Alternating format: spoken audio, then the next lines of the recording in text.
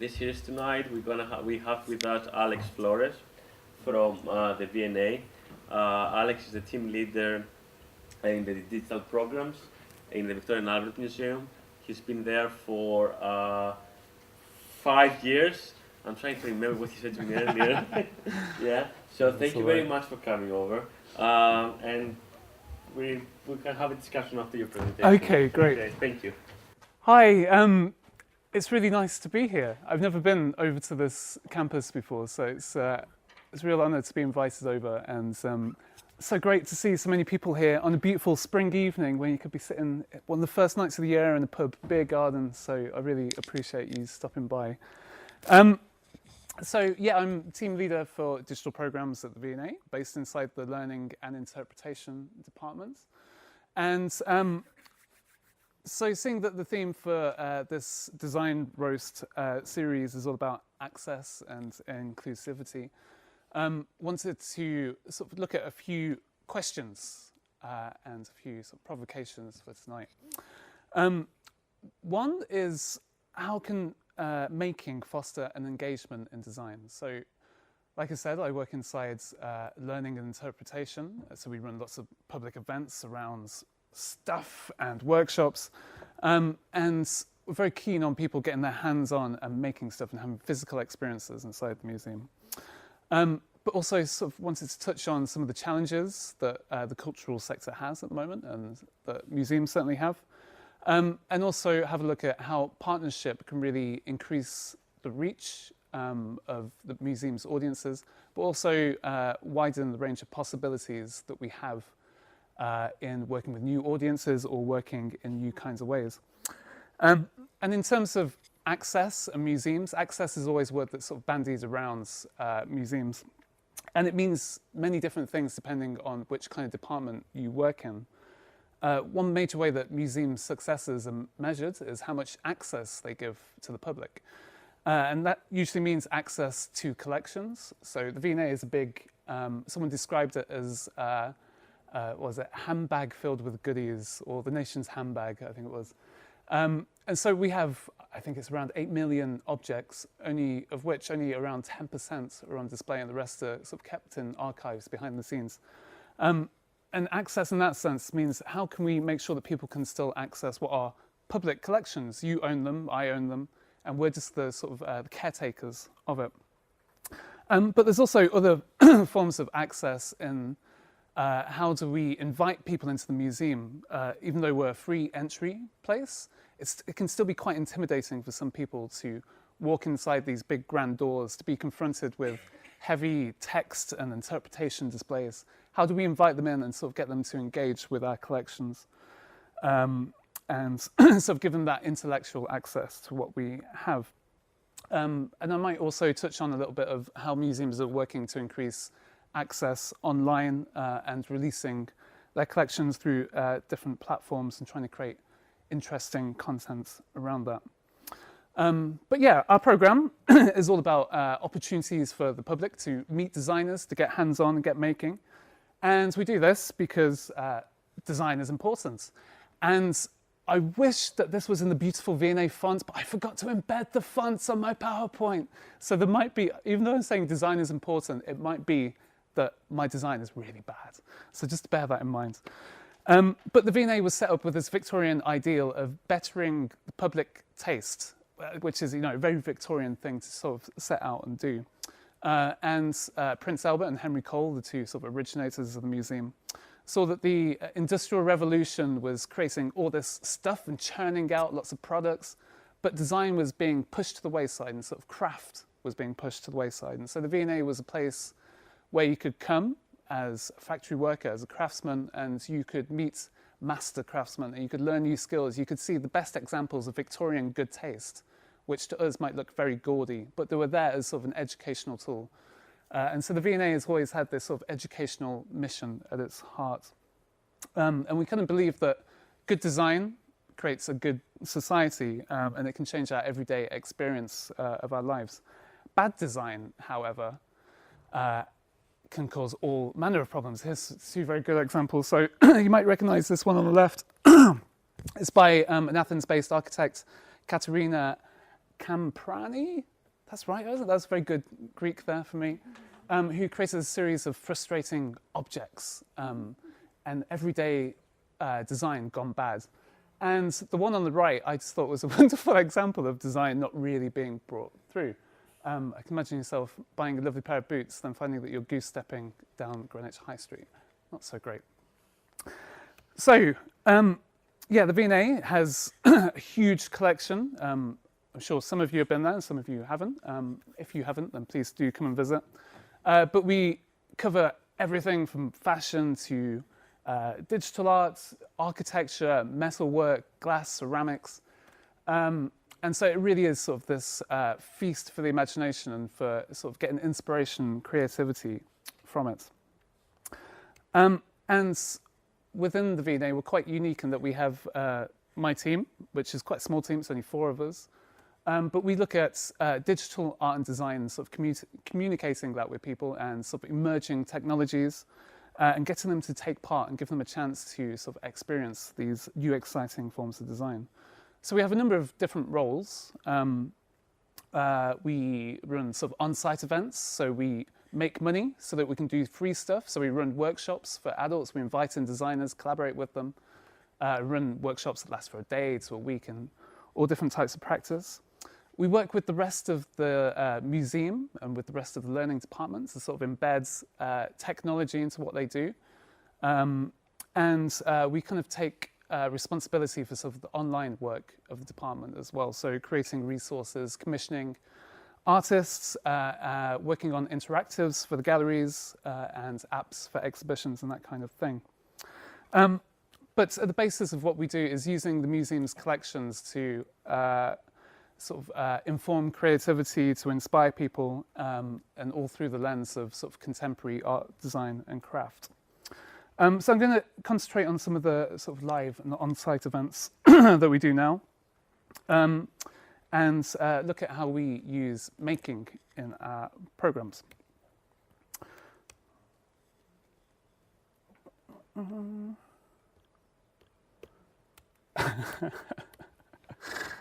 Next slide. 1 second, it's not moving to the next slide. Oh, hey, there we go. All right, good. So yeah, I've talked about some of the programs that we do, and we work with anyone who comes to the museum. The youngest people we work with are 2 years old, so people visiting with their families on a day out. We give them something practical to do whilst they're visiting the museum. Through to our adult program where the oldest person who's taken part was 94 years old, who came to do a digital macro photography course. And so we have lots of separate parts of programs. We work directly to different audience types, try and think about what their needs are, what they're trying to get out of their visits at the museum. So we have a special program called Digital Kids, which just for kids. Digital Futures, which is a networking event for critics, researchers, artists, which kind of travels around London, but also around the country and internationally. The Samsung Digital Classroom, which I'll talk about a little bit later, which is for young people. And the Digital Design Weekend, which is sort of big events as part of London Design Festival in September. So the Digital Design Weekends is our largest event of the year. We have something for all audiences, for families visiting, for artists, for researchers coming along, and it's a chance to meet and engage with contemporary sort of digital art, design, making and research. We invite around 50 artists and designers to come in to sort of take over the museum, to put displays in the galleries, to do installations. But the kind of unique thing is that we ask those artists and designers to be with their work for that weekend. So if you come as a visitor, you can meet the maker. Part of this whole ethos is to create a dialogue between the public and between designers and artists. And we really encourage people to show work in progress, so sort of half-finished ideas, things which are still sort of in their research stages. And it's a really interesting point, I think, as a visitor to a museum, to be able to talk to someone who's still sort of got the germinating an idea and still trying to form it in their minds. But one of the wonderful things about it is creating these moments in the galleries which kind of shock you out of being in a very Victorian space. So here's a project called Diamandini. And this was a robot which roamed our medieval and Renaissance galleries, interacting with visitors and with the space around it, adapting its behavior and how you viewed it and how you sort of played with it. And I just love the look on these two kids' faces, one in absolute joy, the big smile, and one in, I think, terror is probably the best way to describe that. But creating this juxtaposition between sort of the cutting edge and the historical is a really interesting way to start conversations with our visitors, to talk about the sort of the collections that we have, but also the directions in which design and technology is pushing. So, we are a museum of human-made things. Every object in our gallery has been designed, had human input into it. And museums are such passive spaces. You go in, things are behind glass boxes. They're there not to be touched. You have to be hushed. But we really want to sort of break that out. We want to disrupt these kind of behaviors. And we're kind of, we don't care too much for the traditions of the museum. That's a really nice place to be. And we're kind of given the freedom to be able to play with what galleries are. So we try and bring making into the galleries, bring workshops out into those spaces so that you can get hands-on in front of these sort of masterpieces that we have. So again, this is from Digital Design Weekends, and we're doing 3D scanning and printing in one of our sculpture galleries. And so we're very interested in sort of maker and hack culture, interested in sort of hands-on making and crafting, and something which is sort of increasing, I think, in the mainstream and sort of revolting against sort of the virtuality of contemporary life, resisting sort of commercialization and sort of bringing back that sort of authenticity to our sort of physical world. But there's lots of other places that which are doing this in really interesting ways. And I went to this in November. This was MozFest over at Ravensbourne. Did anyone make it out to MozFest? No? Okay, so it's run by the Mozilla Foundation, the people who make Firefox software, as well as lots of other bits. And it's a real sort of DIY festival built on the ideas of sort of open web, open standards around privacy, and it has a very sort of critical look at technology. But the wonderful thing about it was that it was community-led, that people came in and they could run their own workshops, they could bring in their own works, they could set up displays, they could lead their own sessions. And so I went to this Learn to Vlog session. I saw a poster stuck up on a concrete pillar, and I thought, that sounds quite interesting. I was thinking of running some kind of vlogging events at the V&A, and I went along, and it's being led by a 14-year-old girl who was really loved vlogging and was leading this workshop. And that was a really wonderful thing. She was able to sort of take control of that space, share her knowledge with peers and with adults, with me. I learned a lot from her. And I just found that really inspirational, and that kind of model of doing things in a rough and ready way, which is kind of the antithesis of what the V&A is with its mobile services and all this glitz. But I wanted to think a little bit about how digital sort of sits across lots of different sectors, and this is from a piece of research from Artswork. And working in sort of education and cultural sector, we kind of cross over lots of different areas. But there's lots of different agendas and lots of different sort of drivers which are pushing on sort of the digital economy and digital education. And they're really interacting and pushing on the cultural sector too.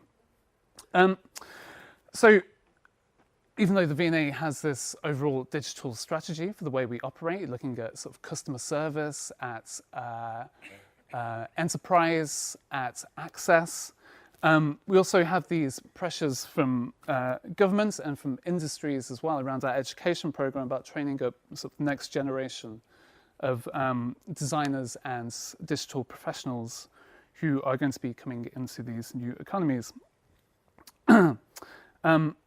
Yeah, and sort of additional issues around this which we have to look at, engaging with society, things like the gender imbalance in the tech sector, the changing of the schools curriculum and bringing in sort of the e-back, and the pushing to the side of creative subjects in schools. And this is something as sort of an informal learning provider, we can kind of start to plug some of the gaps in this. So really have to think about how we prepare young people for worlds that we as professionals are barely keeping up with. Part of that solution is trying to think about trying to identify what it means to be literate with technology, and try and think about the context of literacy. And really, literacy is just a matter of grades. You're not truly illiterate or truly completely literate. It is a range of grades which depends on your context. I can build a website, but if I go to Google to work in the offices for the day, I will be completely illiterate, you know. So it's balancing all these things up. And there's some interesting research by Doug Belshaw, who I think is from Northampton University, who tried to identify 10 digital literacies. And he did very well in making sure they all begin with C, which I thought was very clever. But out of all these, only really one of them, or one or two, is actually about the technology itself. It's about that sort of technical aspect about working with computers and working with systems and programs and code. And the rest are much more sort of critical literacies. And I think sort of recognizing this inside the curriculum, which has a focus on programming, coding, a focus on having Key Stage 1 pupils understand what algorithms are, and teachers scratching their heads and screaming in terror because they haven't got a clue. But actually, there are all these literacies around being working in a digital economy, which are incredibly important. Understanding communication and the rhetorics of online communication, the sort of creativity, being able to adapt tech, to be able to take risks, to be able to experiment, and sort of the civic aspects of information technology as well, and how that can foster participation. And at the same time, sort of digital literacies expanding to involve things and stuff and the physical world. And Chris Anderson in Wired, I think it's about 2010, sort of coined the phrase the third industrial revolution in the article Atoms Are the New Bits. And he was really identifying the impact of the maker movements, of new forms of fabrication, sort of rapid prototyping, and how open source sort of standards were changing the way that people were able to make stuff and engage with technology. As well as this, there's also things like the Repair Manifesto, which you can see here on the screen, and this idea of how do you actually own technology? There's lots of really interesting stories in the papers now about when you buy a car, are you just really leasing it from the company? Do you own the software inside it? What rights do you have over it? And the same with your iPhones. You have the device, but how much control actually do you have over the way the code is ticking away inside? And all this is sort of linked to sustainability, consumerism, sort of a utopianism in the maker movement. And it's kind of a reaction to the devaluing, I guess, and sense of disconnection. Yeah, so thinking about sort of access and inclusivity in the museum and how we encourage people to come and take part in our programs, we have to sort of understand those audiences first. And we're kind of in a really interesting time in that sort of making and collaboration is also part of one of the biggest brands out there at the moment in Minecraft. And so people sort of have expectations that when they're being creative, they're able to collaborate, they're able to work together, and they're able to experiment. And that these kind of spaces, these online worlds, are places for self-expression. as the sort of public sphere is taken away from teenagers as a place to sort of form themselves. I know that when I was a teenager, we'd go and hang out at the park, outside supermarkets, and that would be the place that would experiment with who we are and, alongside our friends. And that's becoming a much rarer thing. And that kind of behavior is shifting online. So when we have young people coming to visit the museum, they're expecting that they're going to be able to interact with the collections, interact with some of the subjects that we have on display, and that they're going to be able to shape their visit and to be able to share it. So going back again, working with the collections is sort of at the base of everything that we do. It gives us this really rich seam to mine, to pull out ideas and to pull out ways to engage with new types of technology. And all of this kind of work is focused around different types of pedagogies. So pedagogy is sort of theories of learning, how we acquire skills, and how we also teach them. And one sort of interesting focus for us, or one way to sort of form and shape our programs, is through constructionist theory. That's quite hard to say, constructionist theory, and constructionism. So Papert, this educational writer, suggested that learners learn best when they are able to construct and sort of build the world and have a physical interaction with something. And the most powerful way to learn is really through project-based work, where you can make connections through different ideas, through sort of cross-disciplinary work. That teaching should be done through coaching, rather than sort of this sort of, here's the information, copy it down kind of approach. And that really learning happens most effectively when the output of it is through tangible objects and when the learners are involved in the active making of those. So it builds on the idea of constructivism, again, another sort of pedagogic idea that people bring their own histories, their own backgrounds to learning, and you have to take those into account, that everyone's experience of learning is a subjective thing which has to be negotiated, not only through the teacher and the student, but also through their peers as well.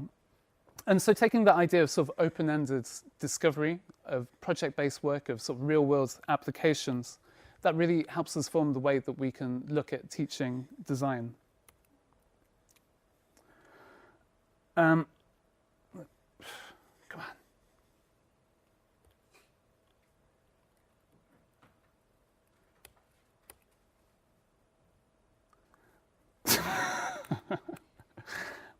Back.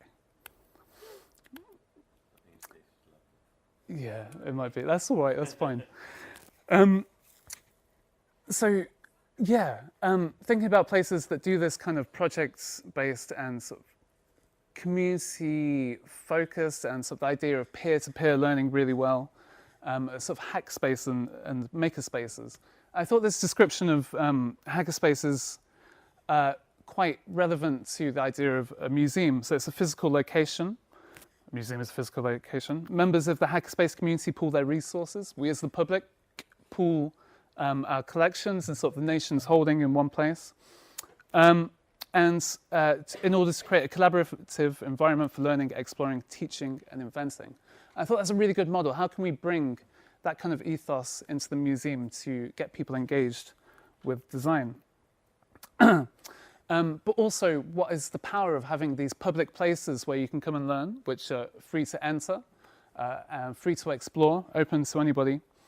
And there's been quite a lot of research on how libraries are kind of shifting their focus, turning into hackerspaces, makerspaces, as the role of libraries have changed and the role of their users have changed.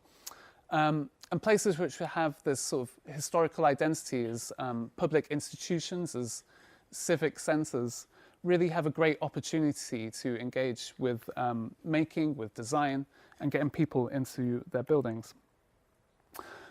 So we've taken these kind of ideas and created a program which is sponsored by Samsung, as you might notice there. Called Samsung Digital Classroom, which is part of sort of a bigger nationwide program that they have in schools, where they bring in technology and provide teachers with training and so on. But we took that idea and thought about how we could fill gaps in formal education for 16 to 19-year-olds, and we're going to be expanding this to about 24, I think, which give students a chance to meet young designers, young professionals, people who have graduated, gone out and set up their own studios and businesses, invite those in to work with young people in sort of sharing their knowledge and their practice and projects, which use creative technologies and emerging technologies and techniques too. And really, this is how I felt coming out of university, that there's a massive gap in sort of academic practice and real-world practice. And I'm sure that's not the case here. Yeah, I'm sure, you have real-world projects, you do project-based learning. But certainly in schools and in colleges and in sixth forms, it really does feel a little bit like this. There's some steps missing. And this is a chance for us to fill those and to give real-world careers advice. When I got careers advice at school, I got given the job of tree surgeon and window dresser. And I suppose working in a museum is a little bit like being a fancy window dresser. Tree surgeon, I'm still working on, I guess. But it's really making people aware that creative industries is a valid career choice. It's a major part of the British economy. It's one of our huge strengths. But it's the last thing that a career advisor or a teacher or even a parent sometimes will suggest to their child to go out and follow your dreams, be creative. So yeah, making that a viable thing is really important. And so, like I said, we work with young studios, young designers, researchers, students, to look at interesting and creative uses of technology. So digital prints for fashion, so sort of placement prints, virtual reality, wearables. We did engineering sessions with the Arup Foresight team, which were really exciting, as well as really practical stuff like creating digital portfolios. So we found out from speaking to sort of our youth panel at the museum that schools weren't teaching students how to create digital portfolios. They were creating their big A3 boards and those big clear packets, photographing them and sending them in for university applications, missing out on this whole opportunity to sort of show their work in a really well-designed and thoughtful way. And as I mentioned before, sort of taking this learning and sort of making it out into the galleries is a really important part of the way that we want to work. And so we have studio spaces, we have learning spaces, and usually in museums these are stuffed away in basements or in like far-flung corners of the museum. But we want it to be out in the galleries. If someone comes to the V&A, they don't want to be stuck in a fluorescent lit room tucked away in the corner of the museum. They want to be in front of objects. They want to be in these beautiful places. So we work with two RCA product design students to create a classroom which we could move around the museum, which kind of acted as a beacon to draw people over so that they can come and speak to us, they could come and meet tutors, and they could come and learn about some of the opportunities which we can offer them if they're interested in careers in the creative industries. And the response has been really positive, and we've worked really hard to make sure that we bring in sort of an equal gender split for the people who lead the sessions, and that we also attract as many women as we do men to these. And these are some of the responses that we've got, which have been really heartening. That it's different to school, that it's different to formal education, that we have this sort of open-ended approach, that we encourage people to sort of experiment and to try stuff and not worry about if it works or if it doesn't, but what we can sort of take from those failures and do in the future. But also, as this last quote says, sort of when people have a sort of a passion and considering that a job might be viable in a certain field, actually showing them that it can be a proper career and that it can be sort of a really fulfilling journey to go on to pursue a creative career. So these are some examples of the sessions. We ran this one with Chronicles VR, a young virtual reality company based up in Newcastle. And we created virtual galleries and sort of worked through the entire process of creating a virtual reality experience in 2 days. It was quite intense. So we went out and we 3D scanned objects in the galleries, stitched all these photos together, used photogrammetry, took 360 photos, worked in Unity to build in these 3D models and then export them as virtual reality experiences and new exhibitions for the museum to sort of re-curate it, to imagine what exhibitions could be in the space. And coming from sort of 3D scanning objects, we found that there's, I think one of the curators found out about it and was not happy that we were taking 3D scans of the collections, which I didn't quite understand. And copyright and IP is a huge minefield inside museums, which stops us from sharing what we have as willingly as we'd like. But some people are sort of leaping ahead and just bypassing all of that, which I kind of have to secretly support without making it too well known inside the museum. So this is Scan the Worlds, which is part of my mini factory, and it's a community project to scan art, sculptures, architecture in high quality. It's a curated collection, and there's something like 5,000 scans on there now, and around 600 pieces of the V&A collection, none of which has been authorized. But you can go on and you can download them. It's all Creative Commons, again, unauthorized. But it provides these incredible resources for people and designers to use.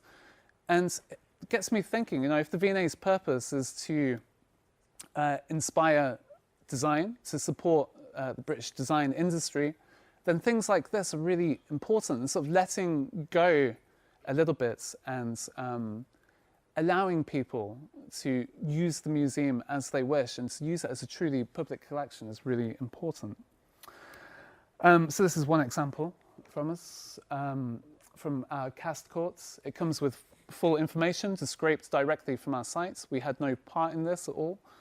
But it's this wonderful thing. And you can build it into games, you could build it, and you could print out your own full-sized copy of a medieval knight if you wanted. You could create your own jewellery collection with these scans and sell them outside on a blanket outside the V&A and make a fortune. That'd be quite a nice thing to do. But also there's really interesting uses of these 3D scans, which aren't, some of which are authorized, some not. But this whole idea of preserving and sharing heritage and world heritage. So it's by an artist called Pierre Chamont. It's called The Beginning, Winged Lion of Mosul.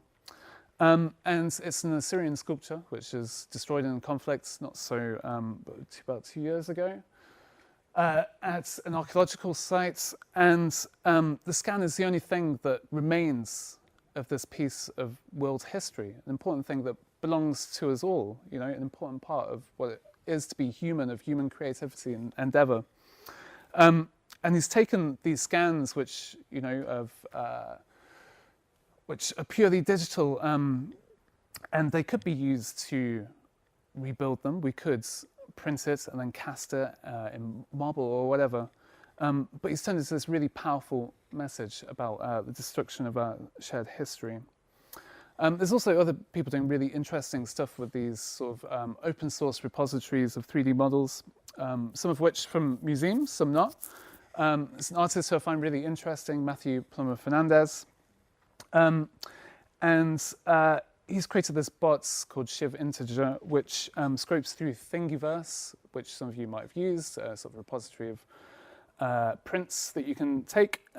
It goes through them, it starts mangling them together and creating new objects and giving them names like a disc on top of an e-juice golf, of all the things that it's pulled together.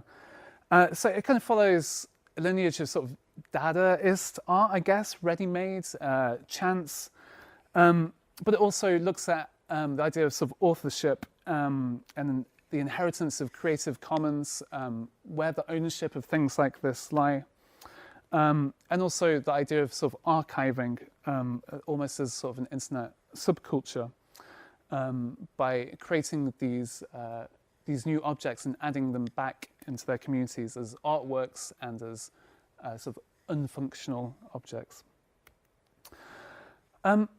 Yeah, so like I said, we're a very small team. We're only 4 people who work on these kind of programs at the V&A. And if we want to have the biggest reach as possible or explore new ways of working, then we have to do that through working in partnership. And we're very keen to hear from anyone who's interested, and I'll have contact details at the end. If you have ideas you want to test or explore, or chances to sort of show your work or test it with the public, we're very happy to explore that. That's what we're here for. But working in partnership just opens up so many avenues for us. So this is a project with Code Liberation, which is a non-profit originally based in New York, which teaches women how to create games. And so this is a partnership with Goldsmiths, Machine Room in Hackney, which is sort of a fabrication space, and the V&A. So this is a chance for us to work with new audiences on a subject that we're very interested in, the design of games. We're going to have a major exhibition coming up in the future. And it's something that we wouldn't have been able to do otherwise. Yeah, so for 3 months on Friday evenings, we gave over our studios and resources. We had a group of 20 women come in who worked with Code Liberation to create games, work in different games environments, and work together to create an arcade, which we put on display at one of our Friday late events. So they created this picnic space, which is really wonderful in our galleries. Built sort of the arcade tables, the furniture for the space over at Machines Room, and created the games to play as well. And the games that came out of it were really interesting and different. There's a wonderful awkward dates simulator where sort of a sentence would pop up on the screen. You'd hit reply, and then there'd just be like a 30-second gap of silence and dark. And then the next one would come up. But this game was really interesting. I don't think this game could have come out of anywhere else apart from the women who were in this group. And this was sort of an adventure game almost. Can you call it an adventure game? The idea was you got a text from your friend who was stuck in the toilets. She didn't have a tampon. She really needed a tampon. And you had to sneak out of your class, try and get to a locker, and bring the tampon back without being detected by the teacher.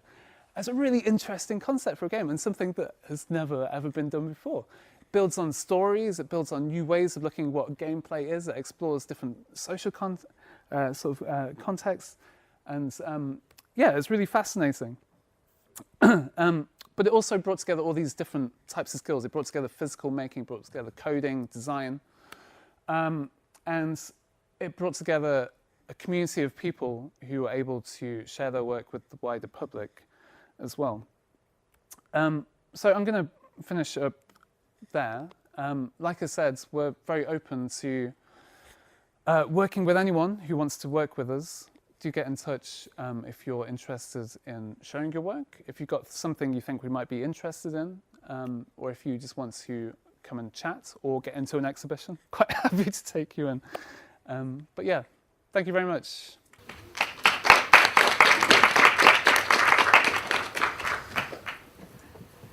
So at this stage we tend to open up the floor to questions. Great. And we kind of share some questions. So does anyone have a question, or should we start the conversation and then you guys can jump in? Anybody from the audience? Yeah, that's a bit more light. Anybody have a question to start us off with, or should I start one and you guys can keep thinking? Yeah? Okay. Okay, so you guys are very interested in opening up these new spaces and thinking about, particularly yourself, thinking about the publicness of an institution like the V&A and the kind of responsibility and ethics behind holding these vast collections that have been built up historically over these kind of range of things. How do you see the kind of the revolution of that kind of digital open source? Right. Okay, that's a bit more noise. The kind of revolution of the digital, the open source, the maker, the hacker, sort of infiltrating the space, and how do you as an institution begin to support that through the kind of it's a tricky thing. So I've spoken about sort of museums as sort of these open civic centres, but at the same time, there are these vast hierarchical Victorian structures which operate within them and sort of set ways of thinking how museums should operate. I've also talked a little bit about how copyright and IP is really protected inside museums. It's really complicated in design museum especially. Thinking about sort of design rights, contemporary work, but also in the current kind of financial situation that the sector is in, how do we maximize the worth of our collections? So for example, Zara have created a whole range of clothing built out of some of the pattern designs that we have, and that brings in millions to the museum each year, which supports keeping the doors open. So it's a really hard argument to make sometimes, but other places are doing it really well. So places like the Reich Museum in Amsterdam have released all their collections, free, open source, at super high resolution, and said, this is yours, this is the world's, this is a global collection, this is yours to use. Do what you want with it. And what they found was that the money that they lost from licensing their work to publications, to advertisers, to exam boards using it in papers, whatever, was actually more than made up through the funding approaches they could make by making the argument, we want to give all this away for free. And people say, that's a great idea, here's some money to make it happen. But it also allowed a whole range of creative possibilities for people to work with these public collections. There's a really interesting part on their site called the Reich Studio. And each year they do an exhibition inside the Reich Museum where they take work from designers who have used parts of their collection to create wallpapers, to create ceramics, to create dresses. And they put them on display in the museum. They sell them through the shop and support the designers who made them. I think that's a really interesting model of sort of letting go a little bit. And it's I think it's quite hard for people and quite scary as well for people to let go. Do you think it keeps, sorry, I will, if anyone comes up with a question, put your hand up and I'll field them from the audience, but Sure. do you think it keeps the collections in the museum fresh to start to do those things? Yeah. Do you think it draws in those new audiences that you're talking about, when people begin to see the V&A or other things like that away from that kind of Victorian image and see it through the digitals, the collection in Zara, it recontextualizes somehow what the museum is and the nature of museums as a kind of... Yeah, absolutely. Yeah, it becomes source material for other types of creativity. Yeah. So we have what? Go on? Do you have a question? No, not yet. I'm trying to. Right, you stimulate talk that. about technology overall in many areas, and you show some images there that you bring technology in spaces like in the museum that we never expect to see in the past. For example, you did show an image there with the product design students from RCA, and you saw an image of an old Byzantine icon, right? How do you try, I don't know if there is an idea behind or if it's a thinking, how do you bring the old, like taking from what Stacey said in the earlier, how do you taking the old and the new and you amalgamating and you bring it together? If there's an approach or thinking or... Quite often there can be, and it's often in the way that we work with designers and artists, and creating sort of slight responsive works can be one way. So that's a whole process and dialogue that we have in terms of research and bringing curators and sort of revealing aspects of the collection, then getting a fresh pair of eyes to create something new around that. In terms of sort of the curatorial approach, sometimes it can work to just stick something super modern against something super old and jam them together. But I mean, we're a museum of sort of processes and of materials. And it can be interesting to see how designers from 400 years ago have tried to push the sort of the boundaries of a material. Say, ceramics is a really interesting one. We have these beautiful ceramics galleries which are filled with pots and plates and things. No one ever goes to them because they're miles away, but also they're just pots and plates and all these things. But actually, there's some really interesting stories about materials and about science and about technology and how that changes an art form over time. So we can draw really interesting parallels between sort of additive printing, around sort of CNC, how that's being used with ceramics now in really fascinating ways, and the ways that people were working with those materials in the past, and putting them side by side, and sort of inviting the visitor to contrast, to compare, to explore, to touch as well. Yeah.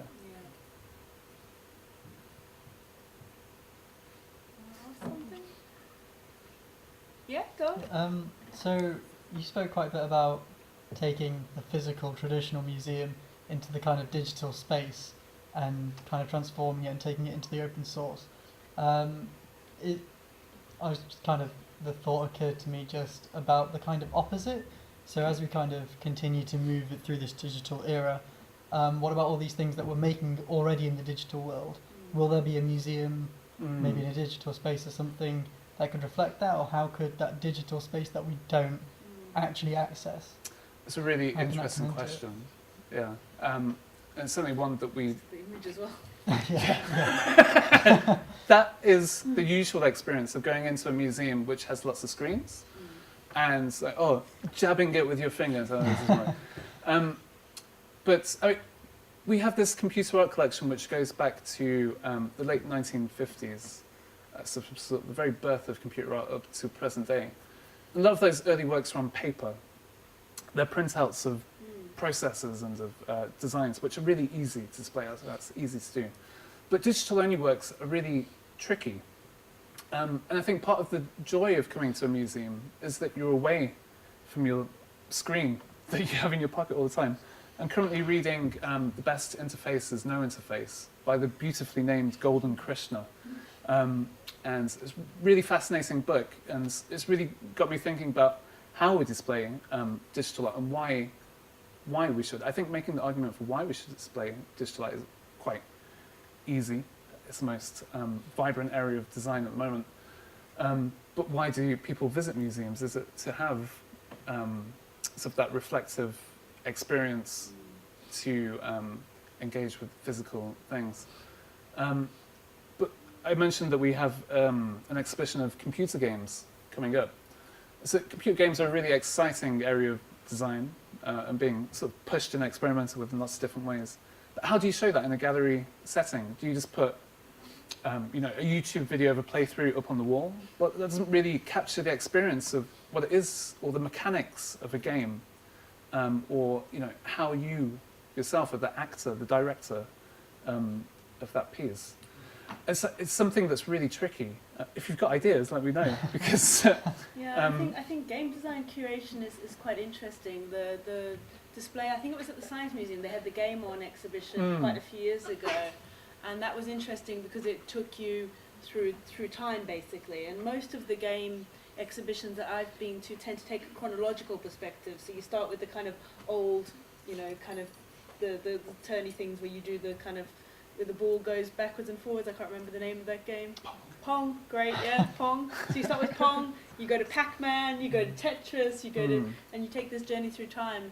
And I wonder what new narratives and curations museums that have a wider context in displaying objects could bring to the kind of social knowledge of game design, or understanding, curatorial of game design. Or if you have any, I don't know if you're allowed to talk about the upcoming exhibition, but... Well, I can do a reveal. So the exhibition is going to be called Rebel Games.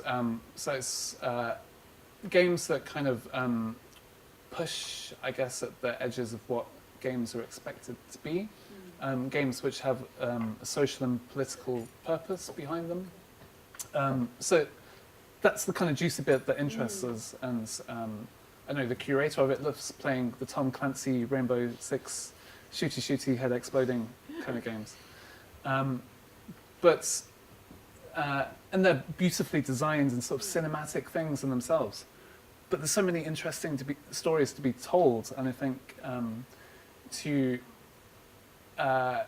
get people thinking about games as serious design and as serious narratives, that perhaps there are more apt subjects and pieces that we can show to make that happen. Yeah. Do you have any more questions from the audience? Does anyone want to jump in on that?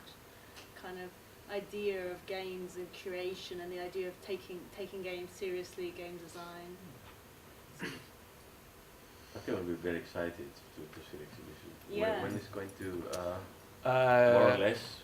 Next summer. Next summer, great. Yeah. Great. Yeah, I mean, I've seen a lot more writing about games and how we interpret games and the philosophical background behind either your interpretation of a game or the physical playing of the game. And I read a review recently, which can be debated either way, but about the now that I'm going to lose it now, the name of the game. Oh, God. Okay. Anyway, but about games that allow you to kind of participate in these kind of lucid worlds and kind of engage in ridiculous scenarios in order to understand some of the kind of the nature of today's society. And so I think that the V&A participating in that conversation and extending that conversation allows people to see the games more seriously, as you said, because of the context that they're being held in. So in the sense that people take museums seriously, and so to display them in that context elevates them beyond what maybe culturally a certain generation would consider a game to be. And so perhaps some of those kind of things are sort of developed further. Yeah. Do you want to close the session or how do we, yeah? Okay. I think it's been a long day for everyone. I think everyone's sort of a bit... Maybe they're thinking the idea you gave them about being out having a drink. I totally understand it too. Yeah. So there might be some people who want to come down and have a chat or come and speak a bit more in person. I know it's always difficult to ask questions from the group, but I'd like to thank everyone for attending this evening of design roast. And yes. And thank you for the excellent lecture and the discussion afterwards. And let's give another round of applause.